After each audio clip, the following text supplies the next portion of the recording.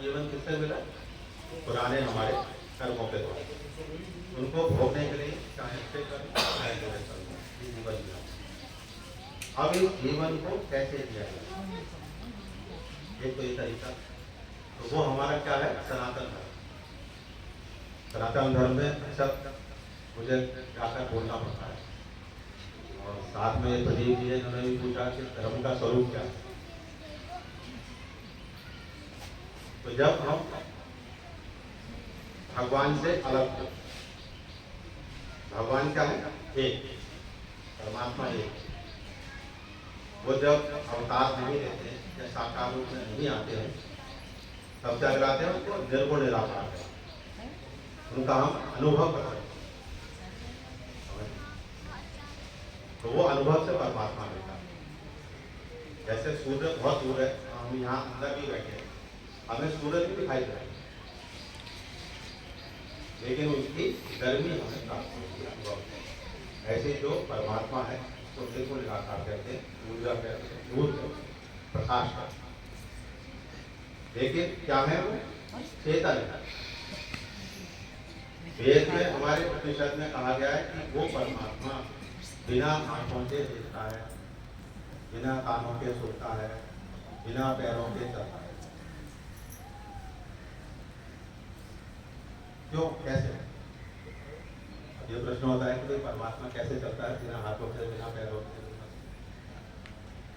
तो वो क्या है? परमात्मा हम सब में व्याप्त है, जड़ चेतन दोनों में, प्रकृति में भी व्याप्त है। तो वो हमारे द्वारा कार्य करता है।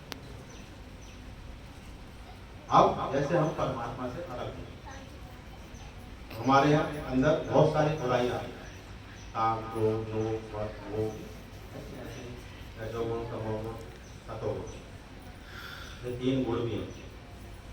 जब तमोगुण हमारा ज्यादा व्याप्त होता है तो हमारा मन जो है बुराई की तरफ जाता है, तो इससे हमारा शरीर बना। और जब रजोगुण आदि होगा, जब रजोगुण प्रबल होगा हमारे अंदर, तो हमारा ध्यान किधर जाएगा? आराम की तरफ, ऐश्वर्य की तरफ, कि अच्छे अच्छे हम घर बनाए, अच्छे अच्छी कोठी बनाए, अच्छे अच्छे भोजन करें, अच्छी अच्छी जगह घूमने जाए। तो ये रजोगुण जब प्रबल होगा तब ऐसा होगा। इसी प्रकार से जब सतोगुण प्रबल होगा तब हमारा क्या मन करेगा?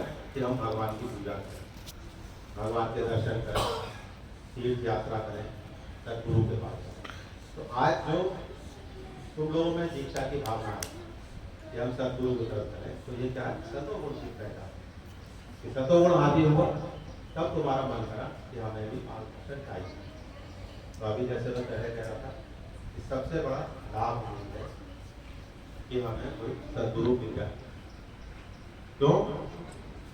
कि जब हमें ये जीवन मिला है, जीवन में सुख भी आएगा, दुख भी आएगा, और सुख दुख दोनों किसकी वजह से आएगा? हमारे कर्मों की वजह से, जो हम पिछले जन्मों में करते आए। अब जो हम कर्म करेंगे वो हमें उसका आगे फल देगा। और जो कर्म कोई बहुत प्रबल हो जाता है, लोग सवाल करते हैं कि अभी का फल कैसे मिल जाता है दोस्तों को, वो कब होता है? जब किसी के प्रति आपने कोई दुर्भावना से कोई बुरा कर्म कर दिया, तो वो जो अपनी अंतरात्मा से आपको बुरा करेगा, साफ देगा है, या जो लोग भाषा में कहते हैं पोषना, तो इसमें पोषा कहते नहीं कहते। तो जब वो दुखी होकर जब करेगा तो उस कर्म का तुरंत उपाय हो जाए। क्योंकि अभी जैसे मैंने कहा वो परमात्मा वैसे नहीं दिख रहा, लेकिन हमारे अंदर भी है, पेड़ पौधों में भी है, पशु प्राणियों में, सब जगह। तो हम उसका अनुभव कुछ रूप में करते हैं। तो जहां वो परमात्मा को हम जागृत कर देते हैं अपने सत्कर्मों द्वारा, अपनी पूजा पाठ के द्वारा, अपनी साधना के द्वारा, जब हम जागृत कर लेंगे तो उनको हम फिर क्या कहते हैं? सदगुरु।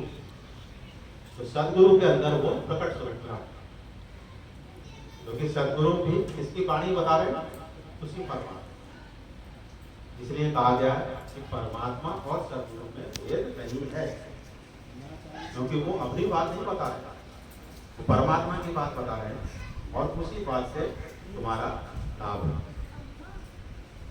तो जिस जीवन में जब सदगुरु के माध्यम से तुम साधना करो, अब तुम बहुत दीक्षा क्यों नहीं, तो तुम्हें मार्ग नहीं पता है। जैसे अभी थोड़ी देर पहले गुप्ता जी ने कहा कि वो थॉट्स तुम्हें दिखाएंगे, तब तुम्हें अपनी अच्छाई और बुराई दिखाएंगे, उससे पहले दिखाएंगे। तो वो सदगुरु साधन बताएंगे, तो तुम्हारा ये जीवन